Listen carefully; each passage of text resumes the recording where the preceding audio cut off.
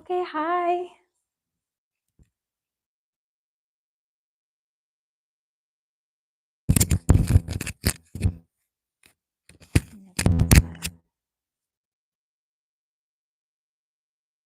Hi, everyone. So I am Jenner Hines. Welcome. This is my first live video. I'm kind of nervous, honestly. But I wanted to try this format just to see if we can simplify things, eliminate the necessity of editing videos, but still be able to bring more content on a consistent basis. And the topic that has been on my mind today is about stress. So I talk a lot about stress.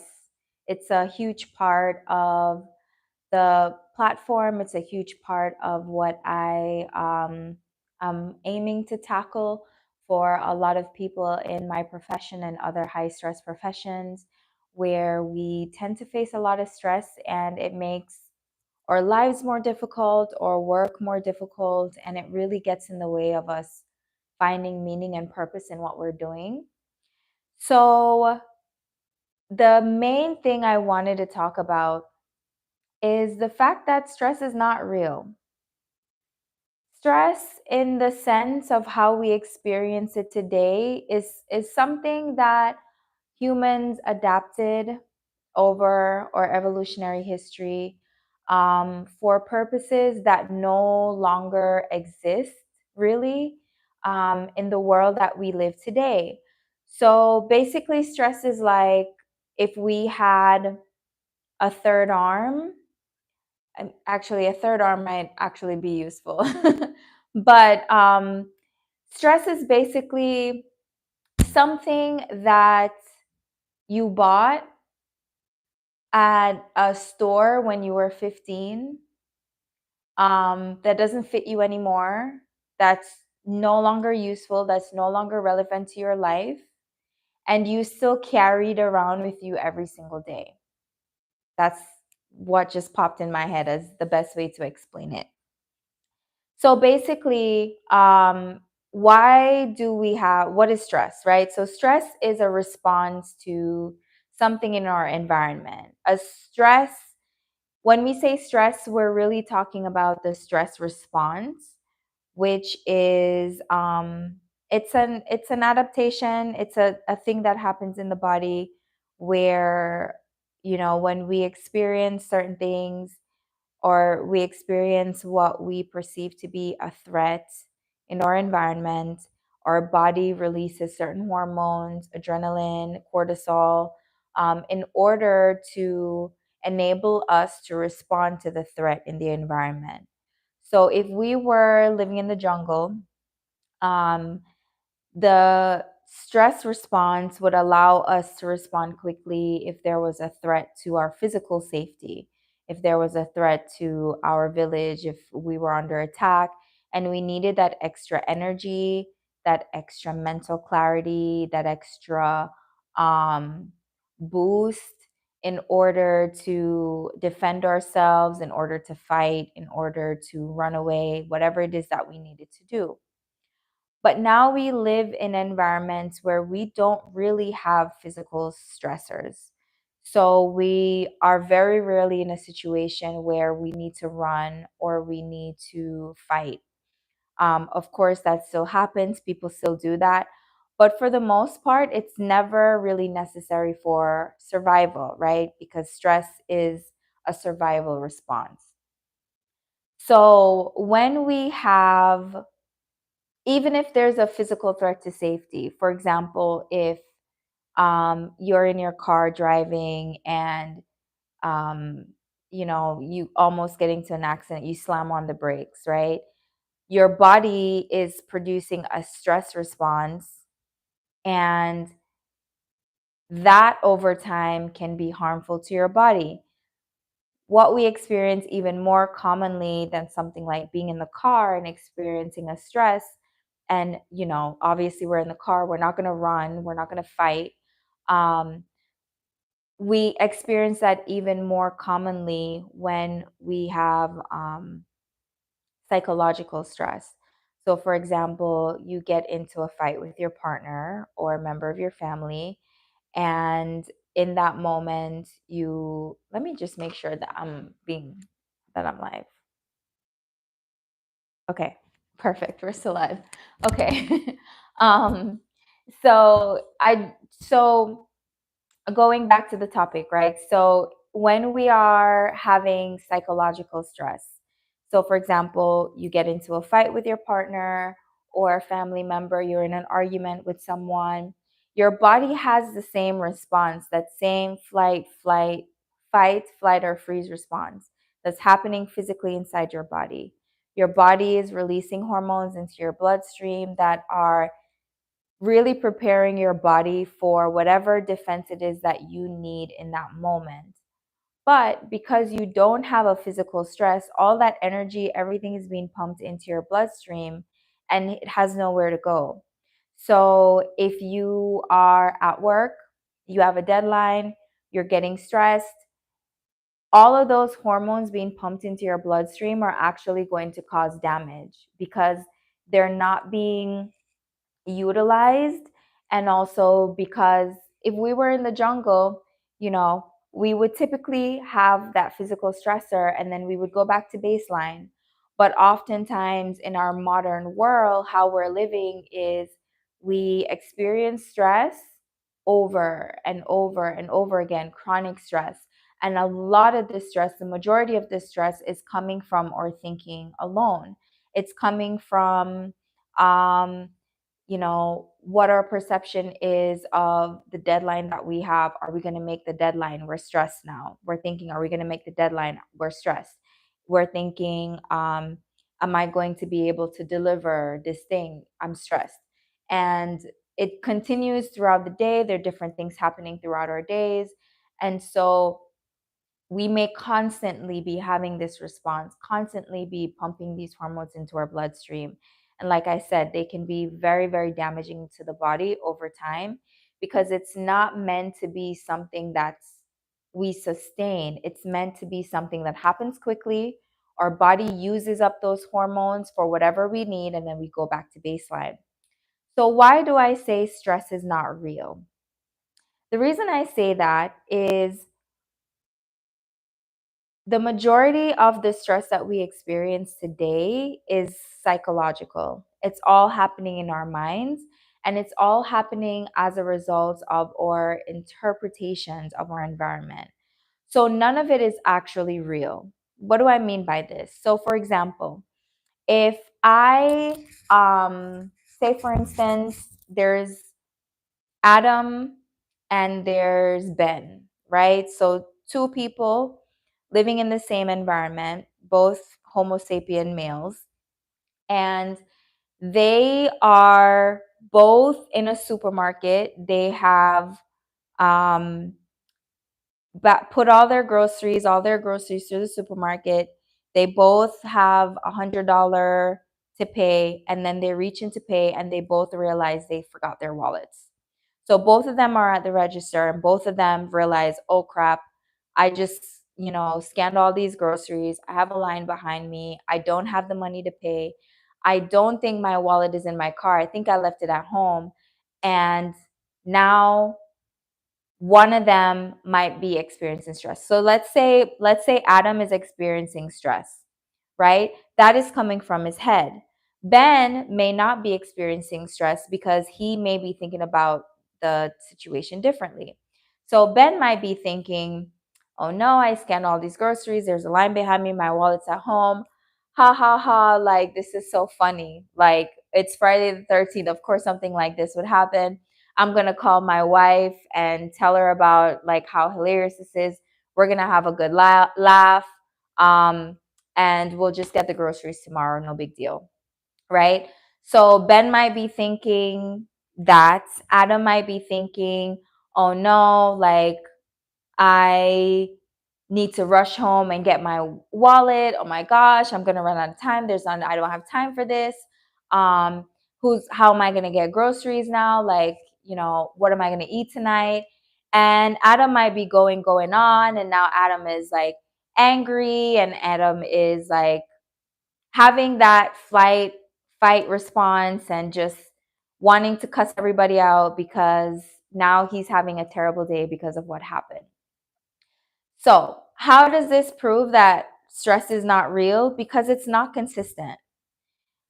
In these two situations, these two people are having different stress responses because they're having different thought processes. So, what that tells us is that stress is really only happening in our heads. It's not a real thing, it's not something that is caused by our environment. So, here we have two environments, exact same thing happening. It's not caused by circumstances, right? Where both of them are in the same circumstances. Both of them are in the same environment, same supermarket, and yet they're having different responses, which means that it's all happening in the mind. And the great news about things that happen in the mind is that you can control them with your mind. So you can make a decision to say, you know what? I'm not going to be stressed about this. And you can choose not to be stressed about it. And it really doesn't matter what it is, because at the end of the day, it's not a physical threat to your safety. And why do I keep emphasizing the physical threat to safety? Because the stress response is adapted for physical threats. It's not meant for psychological threats. The only reason we still have it when there is a psychological threat or an emotional threat is because our brains really can't tell the difference. Our brains are really not as advanced as a lot of us think there are. Our brains really can't distinguish between a lot of things. Our brains can't distinguish between imagination and what's real. Sometimes it can't distinguish between when a threat is physical or when a threat is just emotional, or when a threat is real versus when a threat is just perceived. Our brains are not very good at that. So and when I say our brains, I mean our subconscious brains, because of course we can consciously learn how to adapt in those situations in order to make sure that the response is being handled based on whether the threat is real or not. So, what does that mean? Like, what is the whole point? How is this useful information? It means that you can decide not to be stressed about stuff. You can decide that if you go to the grocery store and you forgot your wallet, you will not be stressed. And you will move from being in an Adam state to being in a Ben state, which is much healthier, much more fun. Obviously, being angry is a lot less fun than just having a laugh about it. Um, and you can do that for any situation. So you can decide that if you have a deadline at work, you're not going to stress. You'll do what you need to do, but you're going to choose not to allow it to stress you or allow yourself to have a stress response. Or that can come with practice, but if you are already having a stress response, you can choose to control that response. You can choose to lessen that response. You can choose to shorten the time span of that response, because we know we have the response initially. Sometimes it's just natural. We have a reaction and it happens. But you can also choose to allow that reaction to continue. So in Adam's case, Adam could choose to be angry at the supermarket and then get in his car angry and then get home angry about it, and then wake up the next day having to go to the supermarket and be angry the next day about the same thing. And that can continue all throughout that time. He's still having this one prolonged stress response, versus he can also decide, okay, he's not Ben, he's not that good at controlling his responses, but he can be in the supermarket and be angry and then get to the car and decide, you know what, there's no point in being angry about this. It is what it is. I'm just going to assume that maybe there was some bacteria in the food or something, and this is actually really great. Or that, there's no point in getting angry about it. I've been wanting to get some Chinese food anyway. I'm going to have Chinese food tonight and I'll get the groceries tomorrow. And then he can go about his day like happily. The stress response is over, body's back into homeostasis. And, we're not setting ourselves up for disease down the line by continuing to have this response much longer than we need to. So that's basically my thoughts on why stress isn't real. How do I apply this personally? I'll tell you how I applied personally, and then I would say it serves as a like framework for other people to use that can help with this. This is something that I'll also cover in my course. But for me, whenever I've thought about this, whenever I've encountered a situation where I experience a high level of stress, I make a rule around it. So, for example, of course, we all have habits. A stress response is a habit, really. It's something that happens automatically that we don't even think about. You may not even realize that you're stressed and you're already having a stress response. So, the reaction, it is what it is. But once you have the reaction and you recognize that you're having the reaction, make a rule. For example, I will say some of my rules around this are I will never stress about something, or I will not continue to be stressed about something that is not going to be important a year from now. So, for example, if you're in that supermarket scenario and you realize, oh my gosh, this is happening. Um, this is so stressful. I can't believe this is happening. What a waste of my time. Then you ask yourself, once you catch it, you ask yourself, is this going to be relevant a year from now? No. Then I'm not going to stress about it. I'm just going to let it go. I'm going to move on with my day and I'm not going to stress about it. You can apply your own time frame to that. You can say a month, you can say whatever. But for me, a year is a good framework for if this is not going to matter in a year, no big deal. I'm not going to stress about it. The second rule I have around stress is whenever I notice it, I nip it in the bud. So, what do I mean by this? For example, if I am in that situation, in the supermarket situation, where I found myself at the counter, don't have my card, I'm Adam in this case, right? Once I realize that's happened and I leave the supermarket and it's over, I'm not going to go and tell somebody about that, right? So, for example, we have a tendency to want to go call somebody and be like, oh my gosh, you won't believe what happened to me today. We may call it venting. I don't do that. So the only time I will discuss an issue later after the issue has happened or after the stress response is over is if I'm still seeking a solution for that issue, right? So that would be an exception. But in this case, we already know we don't have the card. We already know we're going to have to come back to the supermarket tomorrow. The solution is already included in the problem, basically, right? So in this case, there is nothing to be gained by telling this to somebody else later or venting about it later. What we do when we vent is we prolong the stress response. So you may even have the supermarket incident, you get into bed mode and you're like, you know what, I'm not going to stress about it. And then you go, next day to the supermarket, you get your groceries. You get home with the groceries and somebody calls you and you're like, oh yeah, I'm just unloading these groceries. You won't believe what happened to me. I was in the supermarket.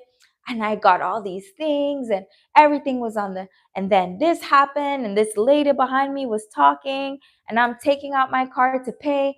And I'm like, oh no, I don't have my card. And I'm like, man, I can't, all of this stuff, you're recounting the situation. And again, remember I mentioned earlier, your body, your brain doesn't know the difference between what you're imagining and what's real. So basically, you're putting yourself back in that situation and you're restarting the stress response all over again.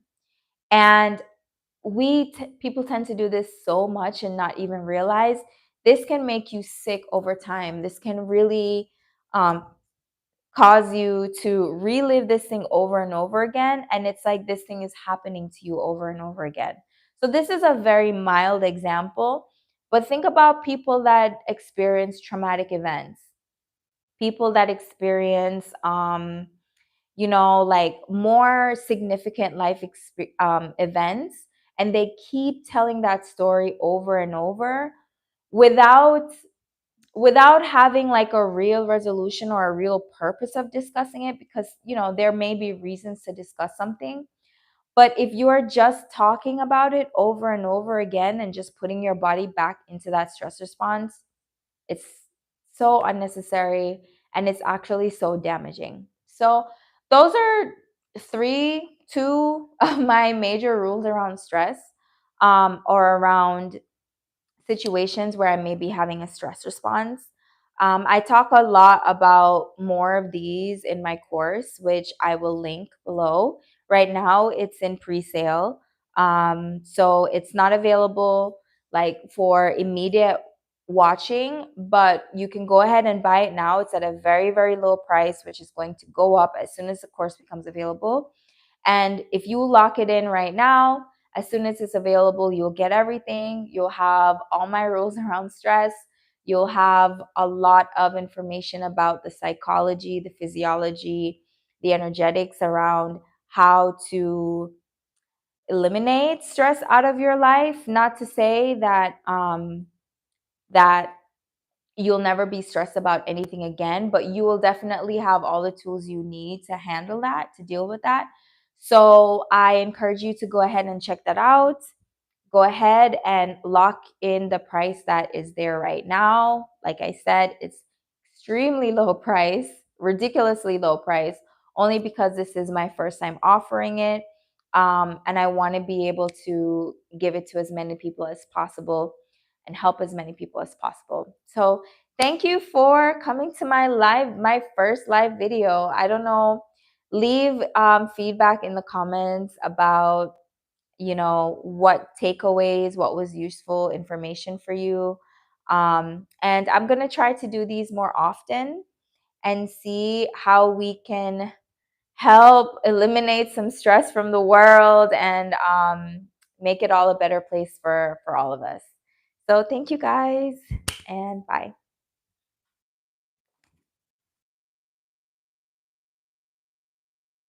How do I get out of here?